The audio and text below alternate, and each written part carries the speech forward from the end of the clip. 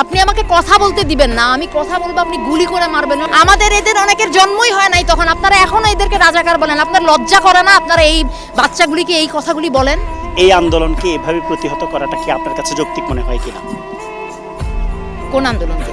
শিক্ষার্থীদের দাবি যেটা দমন পীড়ন, এটা তো আপনি কালকে যে সাইদ যে ছেলেটা ছিল, যে ছবিটা, রংপুরের ছেলেটা, ও নিরস্ত্র একটা ছেলে। আপনি স্টুডেন্টদের উপরে গুলি চালাতে পারেন?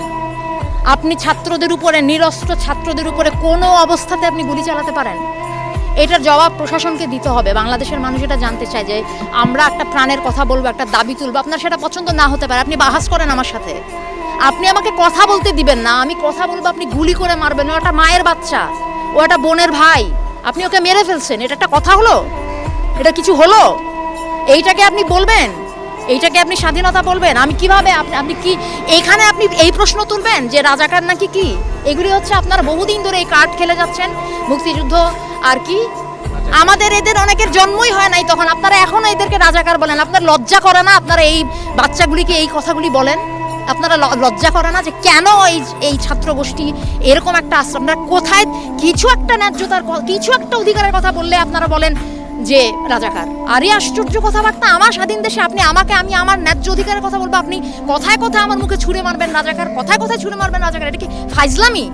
এটা বাংলাদেশ, এটা অনেক মানুষ, সাধারণ মানুষ এখানে যুদ্ধ করে স্বাধীন হয়েছে। আপনি সেটা, আপনারা সেই ক্ষেত্রে মুক্তিযুদ্ধ বিরোধী কাজ করেন।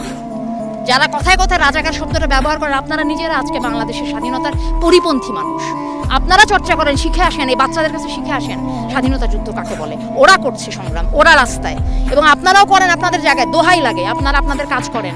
শিক্ষার্থীদের সাথে আমি সম্পূর্ণ একাত্ম। শিক্ষার্থী শুধু না, বাংলাদেশের মানুষের কথা শুনতে হবে আপনাকে। এখানে অনেক ঘটনা ঘটে যাচ্ছে। এটা এইখানে আপনি সেই মুক্তিযুদ্ধ আর রাজাকার নিয়ে পড়ে আছেন, এটা এখানে মানুষের প্রাণের কথা শুনেন।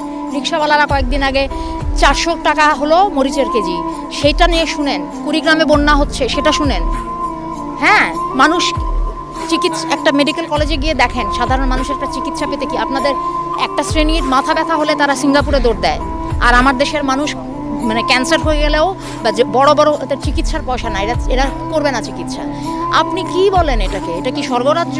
এটা কি সত্যি তাই এরকম? এটা বাংলাদেশ? এইটাকে আপনি বলেন? সাধারণ মানুষের অর্থনৈতিক স্বাধীনতা, কথা বলার স্বাধীনতা, কোনো কিছু যদি না থাকে আপনি সেটাকে বলবেন? আমাদের অনেক যুদ্ধ বাকি, সেটা আমাদের করতে হবে। সবচেয়ে বড় কথা হচ্ছে সক্ষমতা।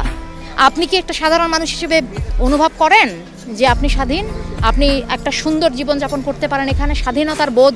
নাকি আপনি প্রত্যেকটা কথা কেটে কেটে বলেন, ভয়ে ভয়ে বলেন? প্রত্যেকটা কথার মধ্যে 100 বার চিন্তা করেন যে এটা বলা যাবে, এটা বলা যাবে না, আপনি তাহলে স্বাধীন না? কেন এটা করতে হবে আমাকে? এইটার জন্য লাখো শহীদ জান দিল, এইটার জন্য এইটাকে আপনি স্বাধীনতা বলেন? আর এইটা যেটা মুক্তিযুদ্ধের পক্ষশক্তি যারা বলে নিজেদেরকে, তারা এখন ক্ষমতায়, তারা ক্ষমতায় থাকা অবস্থায় যদি আমাদের স্বাধীনতার বোধের এই অবস্থা হয়, তাহলে কাকে বিশ্বাস করবেন আপনি? কাজে স্বাধীনতার এখন অনেক বাকি, অনেক স্তরের স্বাধীনতা বাকি। হ্যাঁ, পতাকার স্বাধীনতা এসছে।